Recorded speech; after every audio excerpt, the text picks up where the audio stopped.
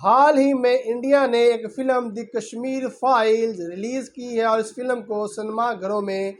دکھانا شروع کر دیا ہے اور اس کا ایک دن کا پروفٹ 3 کروڑ روپے تھا، جبکہ سپر ہٹ انڈین فلموں کا پروفٹ ایک دن کا کم از کم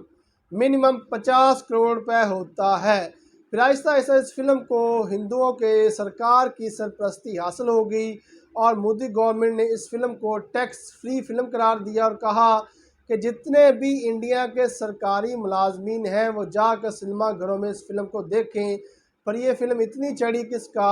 جو بزنس ہے وہ ایک ایک دن میں 100 کروڑ پہ سٹارٹ ہو گیا، 100 کروڑ پہ پروفٹ ملنا شروع ہو گیا۔ اس فلم کے میں جو ہے وہ کشمیر کے موضوع پہ فلم بنائی گئی ہے، لیکن کشمیر کے مسلمانوں کے بارے میں یہ فلم نہیں ہے، جبکہ اس فلم میں جو حقیقت دکھائی گئی وہ یہ دکھائی گئی کہ 1990 میں مقبوضہ کشمیر میں کچھ پنڈت رہتے تھے اور کشمیری مجاہدین جنہیں انڈیا اسلامک ٹیررسٹ کہتا ہے، انہوں نے مبینہ طور پر کچھ پنڈتوں کو مار دیا اور باقی پنڈتوں کو مجبور کیا کہ وہ یہاں سے نقل مکانی کر جائیں۔ اور جب اس فلم کو ہندوؤں نے سنیما گھروں میں دیکھا تو دیکھنے کے بعد انہوں نے مسلمانوں کو گندی گندی گلیز گالیاں نکالنا شروع کر دیں اور مسلمانوں کو دہشت گرد قرار دینا شروع کر دیا، اور جو انڈیا میں نام کے مسلمان ہیں سلمان خان، شاہ رخ خان اور عامر خان، ان کو بھی ہندو انتہا پسند لوگوں نے دہشت گرد کہنا شروع کر دیا۔ اس فلم کی باقاعدہ سٹوری بتانے سے پہلے میں اپنے ناظرین سے گزارش کروں گا، اگر آپ نے میرے چینل کو سبسکرائب نہیں کیا تو میرے چینل کو سبسکرائب کر دیں، ویڈیو کو لائک کر دیں اور بیل گھنٹی کا بھی بٹن پریس کر دیں۔ تو اس فلم کی سٹوری یہ ہے کہ ایک ینگ بوائے ہوتا ہے، اس کے دادا دادی سے بتاتے ہیں کہ آپ کے والدین جو ہے وہ ایک کار حادثے میں جاں بحق ہو گئے تھے 1990 میں۔ جب وہ لڑکا بڑا ہوتا ہے اور وہ تحقیق کرتا ہے تو اسے پتہ چلتا ہے اس کے والدین جو ہے وہ کار حادثے میں مارے نہیں گئے، بلکہ ان کے والدین کو کشمیر کے مجاہدین نے مبینہ طور پر مارا تھا۔ پھر جب وہ بدلہ لینے مقبوضہ کشمیر میں جاتا ہے تو اسے معلوم ہوتا ہے کہ وہاں پہ کچھ پنڈت بھی رہتے تھے 1990 کی دہائی میں، اور ان پنڈتوں کو بھی ان مجاہدین نے، جنہیں بھارت جو ہے وہ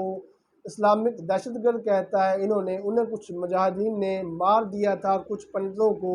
وہاں سے نقل مکانی کرنے پر مجبور کر دیا تھا۔ پھر اس ینگ بوائے کو غصہ آتا ہے، غصے میں مسلمانوں کو قتل عام شروع کر دیتا ہے۔ یہ اس فلم کی سٹوری ہے اور اس فلم میں انڈیا نے حقائق کو توڑ مروڑ کر پیش کیا ہے، بالکل بائسڈ مووی ہے جی،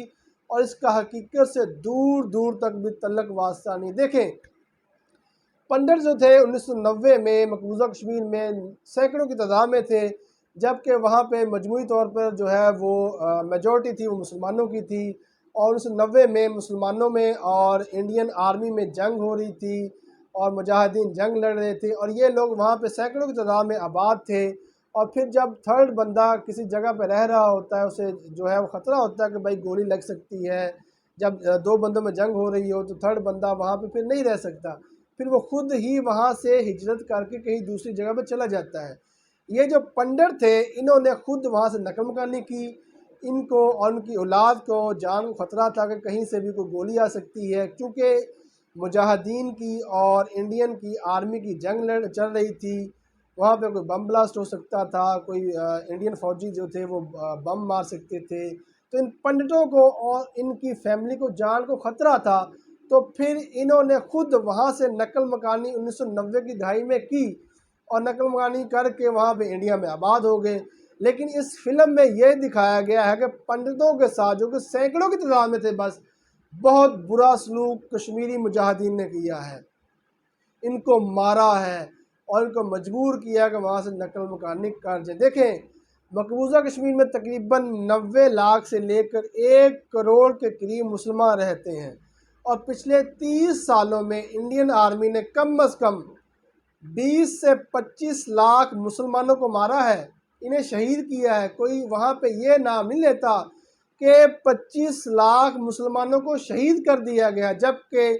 چند جو ہے وہ درجن کی تعداد میں پنڈت تھے جن کو وہاں پہ مارا گیا۔ مبینہ طور پہ کہہ رہے ہیں مارا، مجھے نہیں پتا مارا کہ نہیں مارا ہے، لیکن